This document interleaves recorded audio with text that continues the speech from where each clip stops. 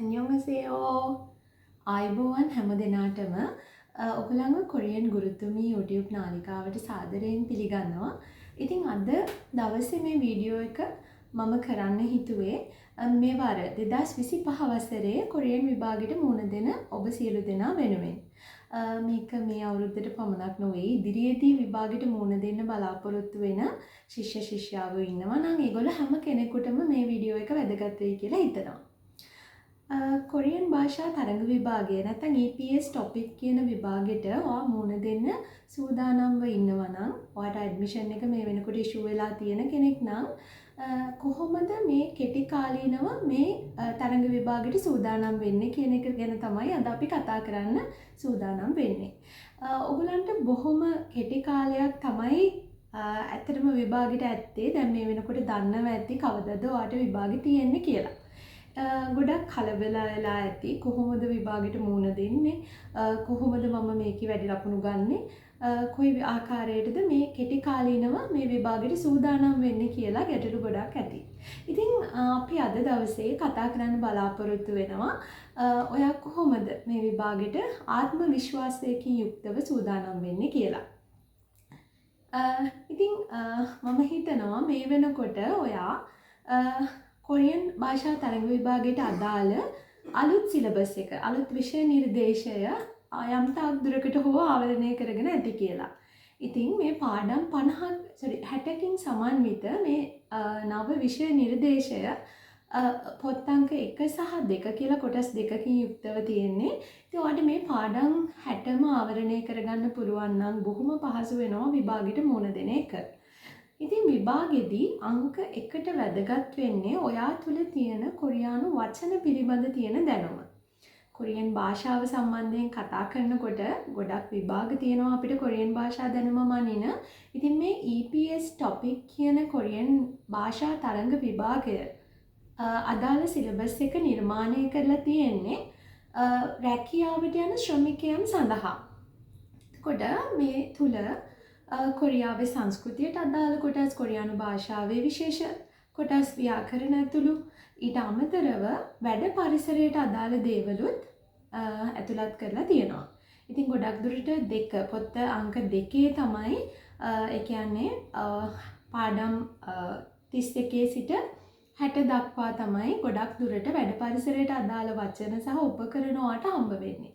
ඉතින් මේ පොත් අංක 1 සහ 2 කොහොමද අපි පාඩම් කරගන්නේ ඒ විදියට කොයි විදියටද ඔයා මේ කෙටි කාලීනව සූදානම් විය යුත්තේ කියලා අපි මෙතනින් එහාට කතා කරමු.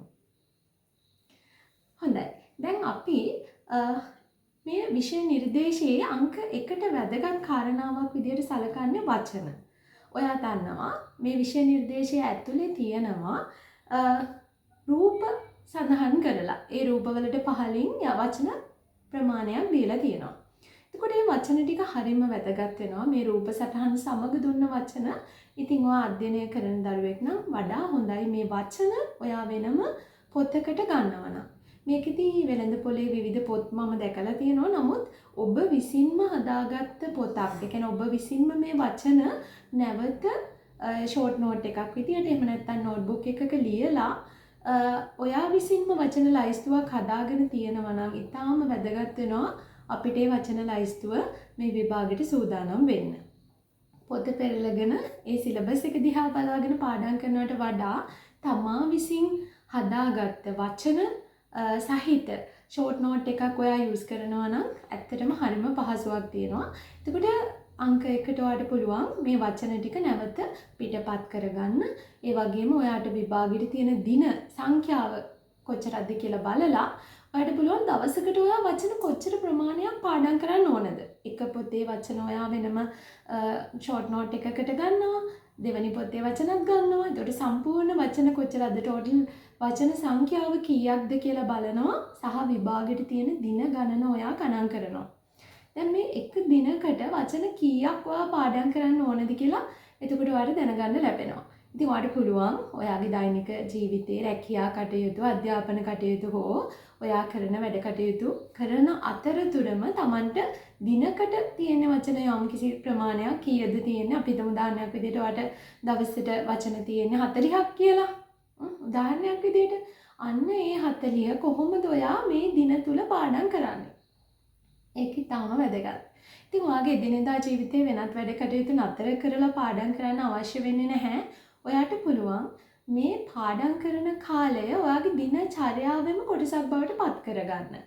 ඉතින් මම ගොඩක් මගේ ක්ලාසස් වලට එන දරුවන්ටත් කියන්නේ ඔයා මේක ටාගට් එක කොටස් දෙකකට කඩා ගන්න. විශේෂයෙන්ම අපිට දවසේ තියෙන වචන 40 නම් ඒ 40 ගැනම අපි අවධානය යොමු කරොත් අපිට ඉතාම ලොකු අපහසුතාවයක් දැනෙනවා කොහොමද මම මේ වචන මෙච්චර ප්‍රමාණයක් දිනකට පාඩම් කරගන්නේ කියලා. ඉතින් මේ අපහසුතාවය වළක්ව ගන්න ඔයාට පුළුවන් අපි දවල් කෑම කන වෙලාව වෙනකොට වචන භාගයක් අපි තියෙන ටාගට් එකෙන් භාගයක් අපි තුමු වචන 40න් 20ක් ඊළඟට රාත්‍රී කෑම කන වෙලාව වෙනකොට ඉතුරු වචන 20. ඒ විදිහට වචන දවසේ තියෙන වචන ප්‍රමාණය පාඩම් කරගන්න. ඉතින් ඒක ඉතාම වැදගත් වෙනවා කොහොමද මේ වැඩ කටයුතු කරන අතර පාඩම් කරගන්නේ කියන එක.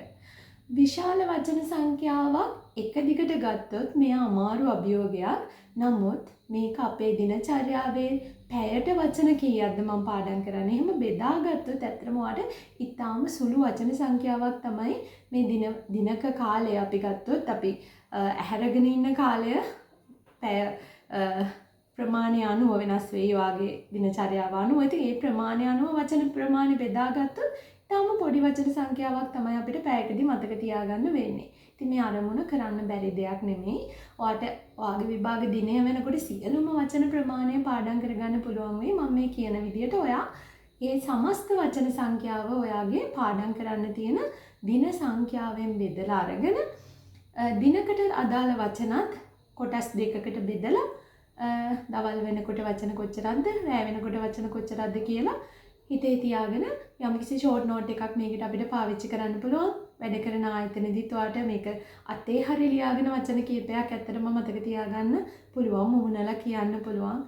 ඒක ඔයාට ෆෝන් එකට රෙකෝඩ් කරගෙන ඔයා යන්නේන අතර මොන හරි ට්‍රාන්ස්පෝර්ට් එකක් පාවිච්චි කරනවා නම් යන්නේන අතර මේවට සමන් දෙන්න පුළුවන්. ඉතින් ඔය වගේ මොනවා හරි එදිනෙදා ජීවිතේ පොඩි දිනචර්යාවේ වෙනසක් කරලා මේ වචන පාඩම් කරන අභියෝගයට මුලින්ම ලෑස්ති වෙන්න.